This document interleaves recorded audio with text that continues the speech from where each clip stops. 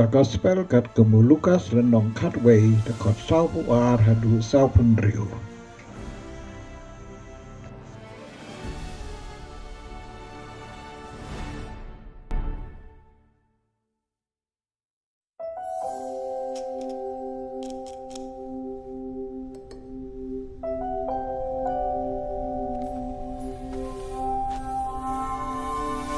Kordet ya pi ko Pharisee, pi ay ka because you magkito give na God a pudina tenth of your manus mint, tudap, rue, but and all the other kinds of garden herbs, Henry but you pimpin neglect yaw ya justice kading hok and the love of makadingi God. yaw play.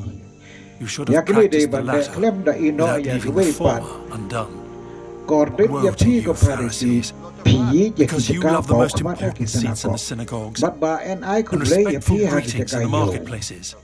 Kordet ya pi Woe to you, pilongkum kitin because tep you are like maglem budak. unmarked graves which Iba people yu ki walk beriu over klem without batik. knowing it.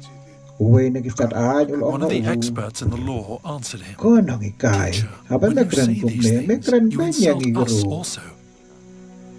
Uji Jesus sulpaitin replied, kordet ya And you piru kasat experts ay in the bekit law, ya ki beriu woe da to kiting you, kit ki because you bakya. load people down with burdens they can hardly carry, Henry ya radi pim and you kner wat da yourselves kitim will not lift priakti. one finger Bani to rap help lem them. ya ki.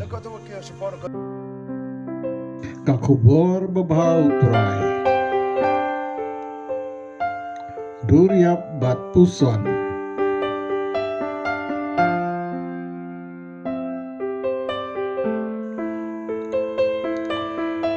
Kano ka dakot, kano ka kantin, ne ka benta na ka ne ka gospel, ka basyo jeng mut, bat kata ya ka mensin.